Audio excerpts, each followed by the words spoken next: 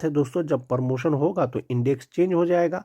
जो 1 to 5 के शिक्षक होंगे वो 6 to 8 के शिक्षक हो जाएंगे, जो 6 to 8 के शिक्षक होंगे 6 to 8 के वरीय शिक्षक हो जाएंगे। तो इसी तरह से 9, 10 का 11, 12 में प्रमोशन होगा और उनका पहले का सेवा का गणना होगा।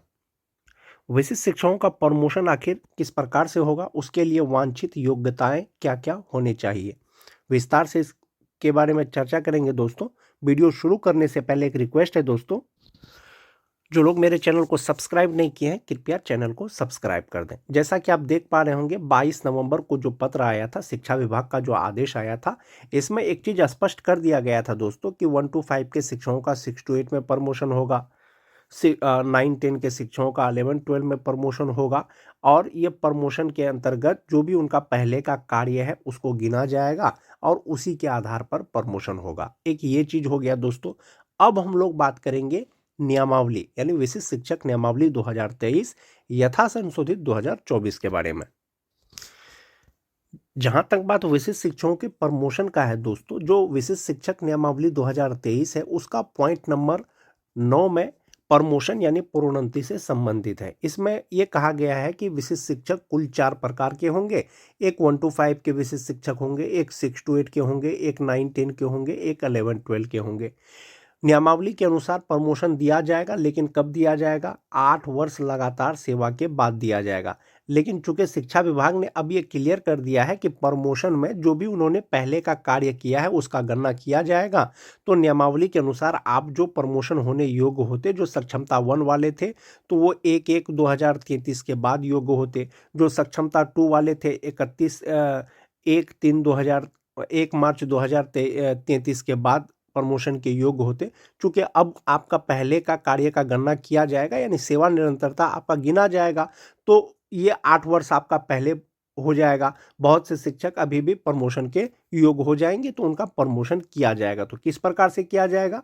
जो 1 to 5 के विशिष्ट शिक्षक हैं उनका 6 to 8 में प्रमोशन किया जाएगा, और बहुत से शिक्षक 6 to 8 के विशिष्ट शिक्षक होंगे तो वो 6 to 8 के वरीय विशिष्ट शिक्षक बन जाएंगे। जो 9, 10 के शिक्षक होंगे उनका 11, 12 में होगा प्रमोशन, और जो 11, 12 के होंगे वो 11, 12 के वरीय विशिष्ट शिक्षक बनेंगे। ये तो लगातार 8 वर्ष का जो सेवा था दोस्तों, अब ये आपका सेवा घट जाएगा। चूंकि आपका प्रशिक्षित वेतनमान की तिथि से गिना जाएगा तो बहुत लोग अभी भी योग्य हो जाएंगे। जो 1 to 5 के विशिष्ट शिक्षक का प्रमोशन होगा वो उपलब्ध रिक्तियों के अनुसार होगा, यानी सीट वैकेंट रहेगा तभी आपका प्रमोशन होगा। दूसरा है दोस्तों कि जो 6 to 8 के विशिष्ट शिक्षक है वो अपने ही पद पे प्रमोशन कर दिया जाएगा। जो 9, 10 के हैं उनका 11, 12 में होगा। कब होगा? उपलब्ध रिक्तियों के अनुसार होगा।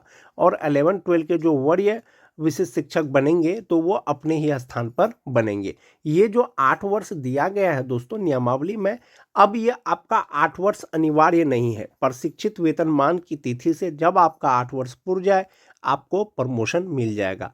ये जो प्रमोशन होगा दोस्तों, अधिकार के रूप में किसी भी प्रोन्नति का दावा नहीं किया जा सकता है। सभी प्रोन्नति उपलब्ध रिक्तियों के अधीन होगी और विभागीय नीति को ध्यान में रखते हुए किया जाएगा। प्रमोशन के लिए आप दावा नहीं कर पाएंगे, जो विभाग का नियम होगा उसके अनुसार आपका प्रमोशन किया जाएगा। इसके अलावा सभी प्रोन्नति विभाग की प्रचलित नीति के अनुसार की जाएगी और अपेक्षित योग्यता सहित पात्रता के अधीन होगी। एक मोस्ट इंपोर्टेंट चीज है दोस्तों, अपेक्षित योग्यता। योग्यता का मतलब है 1 to 5 के आप शिक्षक हैं, 6 to 8 में अगर आपका प्रमोशन होगा, स्नातक ग्रेड में प्रमोशन होगा, तो आपके पास स्नातक ग्रेड का शिक्षक बनने के लिए जो योग्यता होना चाहिए वो आपके पास होगा, तभी आपका प्रमोशन होगा। 9, 10 के आप विशिष्ट शिक्षक हैं, 11, 12 में आपका प्रमोशन होगा, लेकिन 11, 12 का शिक्षक बनने के लिए जो वांछित योग्यता होना चाहिए वो होगा, तभी आपका प्रमोशन होगा। आप उसको ऐसे समझ सकते हैं, जो 1 to 5 के शिक्षक हैं इनका जो क्वालिफिकेशन है ये इंटर और प्लस ट्रेनिंग है। 1 to 5 के शिक्षक हैं। अब जब वो 6 to 8 के शिक्षक के पद पर उनका जब प्रमोशन होगा तो 6 to 8 का शिक्षक बनने के लिए आपको ग्रेजुएट होना चाहिए प्लस ट्रेनिंग होना चाहिए। बहुत सारे 1 to 5 के शिक्षक ऐसे होंगे दोस्तों जो ग्रेजुएट नहीं है, लेकिन उसका प्रशिक्षित वेतनमान का 8 साल हो गया है, लेकिन उनका प्रमोशन नहीं होगा। क्यों नहीं होगा? क्योंकि उसके पास योग्यता नहीं है। जो 6 to 8 के विशिष्ट शिक्षक हैं, वरीय विशिष्ट शिक्षक तो ऐसे बन जाएंगे क्योंकि 6 to 8 का तो उनके पास क्वालिफिकेशन है ही, यानी ग्रेजुएट है, ट्रेनिंग है। जो 9-10 के विशिष्ट शिक्षक हैं दोस्तों, जो 9-10 के हैं, एक तो इनका होगा ग्रेजुएशन होगा, यानी BA BSc BCom plus B.Ed होगा इनका, जो 9-10 के शिक्षक हैं। अब 11-12 में प्रमोशन होगा, तो 11-12 में शिक्षक बनने के लिए उनके पास PG की डिग्री होना चाहिए, यानी MA MSc MCom और प्लस B.Ed होना चाहिए। अगर उनके पास PG की डिग्री है, B.Ed है, तो उनका 11-12 में प्रमोशन हो जाएगा। यानी वांछित योग्यता का तात्पर्य यही है दोस्तों। आप 1 to 5 के शिक्षक हैं, 6 to 8 में अगर आपका प्रमोशन होगा तो 6 to 8 का जो क्वालिफिकेशन है वो होना चाहिए। जो 9-10 के शिक्षक हैं, 11-12 में यदि आप प्रमोशन लेंगे, जो योग्यता है वो रहेगा, तभी आपका प्रमोशन होगा। तो ये वांछित योग्यता हो गया दोस्तों कि 6 to 8 में जब आपका प्रमोशन होगा तो आपको BA BCom BSc plus training होना चाहिए, और 11-12 के लिए MA MCom MSc plus B.Ed होना चाहिए, और आपका प्रमोशन होगा उपलब्ध रिक्तियों के अनुसार होगा। जब प्रमोशन होगा आपका, तो आपका स्वतः इंडेक्स चेंज हो जाएगा, यानी पेमेंट का इंडेक्स आपका चेंज हो जाएगा। विभागीय नियम के अनुसार दोस्तों जो प्रमोशन होगा, तो सभी प्रकार के शिक्षकों का, सभी प्रकार से मतलब है जो विशिष्ट शिक्षक हैं उनका भी होगा, जो BPSC शिक्षक हैं उनका भी प्रमोशन होगा। तो जो सैलरी चार्ट होगा तो वो इसी के आधार पर तय होगा दोस्तों। ये जो चार्ट है, जो 1 to 5 के शिक्षक हैं, स्टार्टिंग बेसिक पे 25,000 रुपया है, 6 to 8 का 28,000 रुपया है, वरीय शिक्षक का 6 to 8 का 30,000 रुपया है, 9-10 का 31,000 रुपया है, 11-12 का 32,000 रुपया है, और 11-12 के वरीय का 34,000 रुपया है। एक ये चीज हो गया दोस्तों। कुछ शिक्षक ऐसे होंगे जो 2003 के, जिनका वेतन निर्धारण किया गया है 1 to 5 का, उनका बेसिक पे 31,670 रुपया पे वेतन निर्धारण किया गया है, लेकिन जुलाई में इंक्रीमेंट के बाद इंडेक्स 10 के अनुसार उनका 32,620 रुपया हो गया है। या आप ये मान के चलें कि बहुत से शिक्षक ऐसे होंगे जिनका वेतन निर्धारण किया गया है 31,670 रुपया में किया गया है। अब चूंकि उनका प्रशिक्षित वेतनमान का 12 वर्ष हो गया है, उनके पास वांछित योग्यताएं हैं, वो ग्रेजुएट हैं, उनका अगर प्रमोशन होगा तो उनका इंडेक्स जो है ये 9 तो रहेगा, लेकिन 1 to 5 के बदले में 6 to 8 वाला इंडेक्स हो जाएगा, यानी उनका बेसिक पे अब 35,470 रुपया हो जाएगा। जो 6 to 8 के शिक्षक हैं दोस्तों, बहुत सारे जिनका बेसिक पे अभी 29,700 रुपया है, प्रशिक्षित वेतनमान का 12 साल हो गया है, तो इनका प्रमोशन वरीय 6 to 8 के शिक्षक के रूप में होगा, और 29,700 रुपया से उनका बेसिक पे 31,830 रुपया होगा। तो जो 1 to 5 का आपका स्केल है या इंडेक्स है, उसके जस्ट बगल वाला इंडेक्स हो जाएगा आपका। जैसे बहुत सारे 9-10 के शिक्षक हैं जिनका वेतन निर्धारण 28,980 रुपया में हो गया है। अब ये 1 to 5 के शिक्षक हैं, अगर इनको प्रमोशन दिया जाएगा तो इनका बेसिक पे स्नातक ग्रेड का 32,460 रुपया हो जाएगा। तो इस प्रकार से दोस्तों आपका जो ग्रॉस सैलरी है या इनहेंस सैलरी है, उस पर भी आपका प्रभाव पड़ेगा कि आपका वेतन बढ़ जाएगा। लेकिन कितना बढ़ जाएगा आपका वेतन? 2003 के जो विशिष्ट शिक्षक हैं दोस्तों, जिनका वेतन निर्धारण 31,670 रुपया में किया गया है, लेकिन जुलाई 2025 से उनका बेसिक पे 32,620 रुपया है। ये जो 32,620 रुपया है, ये 1 to 5 का है। अब उनका प्रमोशन होगा किस में? 6 to 8 में होगा। तो ये जो 32,620 रुपया है, ये इंडेक्स 10 में ही आ जाएगा, और उनका बेसिक पे 36,530 रुपया हो जाएगा। इसमें आप 58% DA जोड़ेंगे तो 21,187 रुपया होगा, 5% HRA जोड़ेंगे तो 1,827 रुपया होगा, 1,000 रुपया मेडिकल में जमा होगा, और इनका जो ग्रॉस सैलरी होगा वो 68,594 रुपया होगा, जिसमें से 13,852 रुपया जो है उनका NPS अकाउंट में जमा होगा। इनहैंड सैलरी 54,742 रुपया होगा, जो 2003 के विशिष्ट शिक्षक बने हैं, चाहे वो BPSC पास हो, चाहे वो विद्यालय अध्यापक हो, चाहे वो विशिष्ट शिक्षक हो।